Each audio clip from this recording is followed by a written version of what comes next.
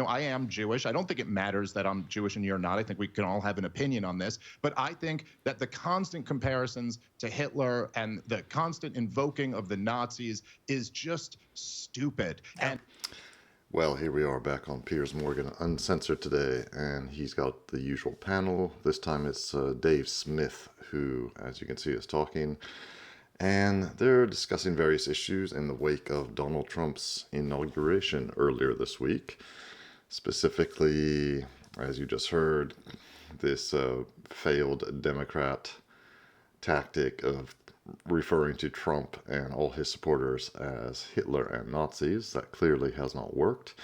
And we're going to let one of the lefties here talk, and then Dave Smith is going to reply. I think it'll be interesting. So let's get right into it. We've been joined, Tim Miller's with us now. Tim, great to have you back on Uncensored. I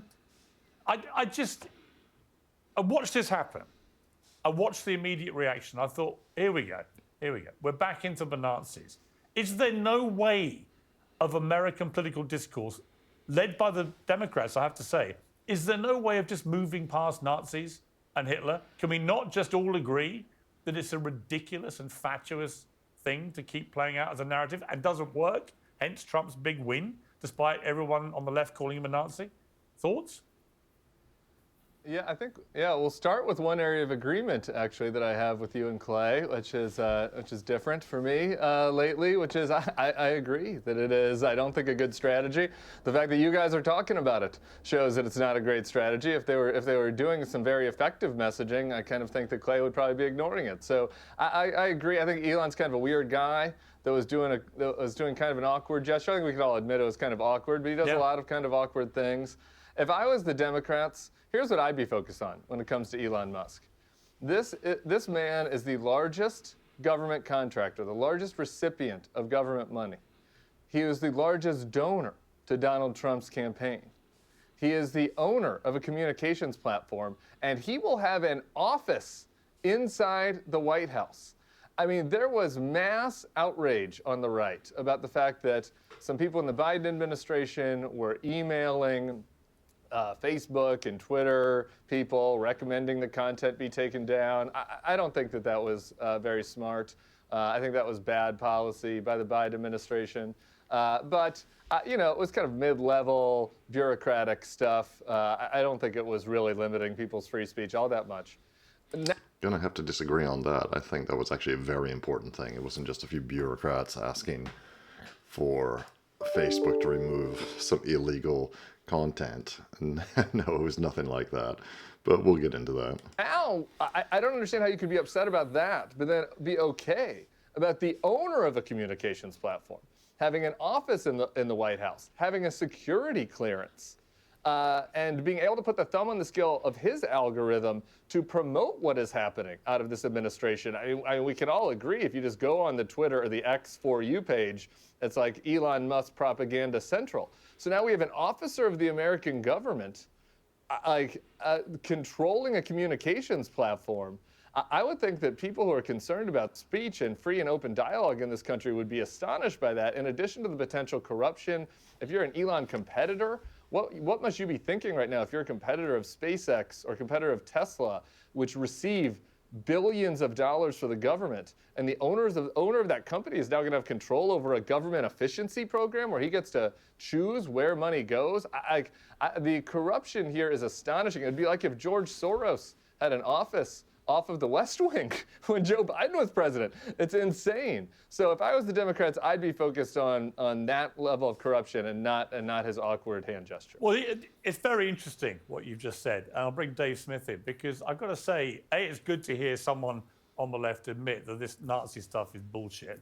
I just think it is, and it's just stupid. And also, I just feel I'm not Jewish, but if I was, I would be so endlessly offended, deeply, mortally offended, that people keep trying to draw an equivalence between Donald Trump and the Republicans and the Nazis. I just think it's ridiculous.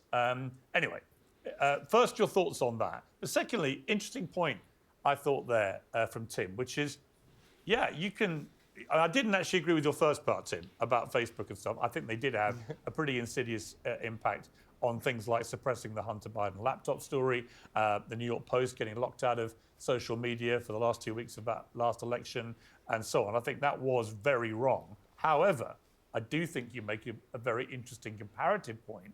And Dave, I'm interested what your take is on this. First, Nazigate, but secondly, the point Tim makes about Elon Musk getting an office in the West Wing and comparing that to the influence perhaps that Facebook had last time round. Yeah, before we hear Dave Smith, let me know what you think, dear viewers, about Nazigate, about Elon Musk's interesting salute. I've already seen a couple different conspiracy theories about it, but I would like to hear what you have to say about it in the comments. Please do let me know. I won't reveal what I think about it just yet. Yeah. Okay. So, well, there's some that I agree with, a lot I don't. So I would be in agreement that I think even if you want to make the argument somehow that like Elon Musk this was a dog whistle, he's a secret Nazi and he chose this as his moment to like subliminally come out as a Nazi and that was the message somehow. The fact is, Piers, as you addressed at the top of the show, the Democrats have just gone to this well far too many times and nobody's listening anymore. So even if this was the real case, which I don't think it is, I think he's just a somewhat awkward kind of herky-jerky guy in these moments. But even if this was the case, I'm sorry, you just billed Donald Trump's rally as a Nazi rally because it was in Madison Square Garden. Yeah. And that was the only connection that you had. So it's just boy who cried wolf. And I will say, I am Jewish. I don't think it matters that I'm Jewish and you're not. I think we can all have an opinion on this. But I think that the constant comparisons to Hitler and the constant invoking of the Nazis is just stupid. Yeah. And I'll put the blame initially, I really think it's the neoconservatives who first really put this into the popular lexicon, where every single enemy that they wanted a regime change against was always the next Hitler. Saddam Hussein's the next Hitler, Bashar al-Assad, Muammar Gaddafi, whoever it is, they're the next Hitler. And it's always just so ridiculous. And I've heard from a lot of the hardcore Israel supporters that Hamas are Nazis. The comparisons are ridiculous. And we don't need to pretend that this, I'm sorry, I'm not hearing you if you're trying to interrupt me, but let me just finish my point. I think that the Nazis were a unique evil, and to call everybody Nazis it does just make the term lose value. Now, I would say that to downplay the amount of censorship that we saw under the Biden regime, and even before Joe Biden came in, I think is just not fair. I mean, listen, as somebody who was adamantly opposed to lockdowns and vaccine mandates during COVID, the censorship was very widespread, and many people had their lives and livelihoods ruined simply for speaking up about government policies that, by the way, they turned out to be right about. And all the people saying follow the science turned out to be wrong about quite a bit of the science. I would also say that it's interesting to me that Democrats always seem to get concerned with the concentration of power as soon as they're out of power. And it's kind of wild to see that the party of George Soros and banker bailouts and all types of just corrupt, concentrated power now have an issue with this.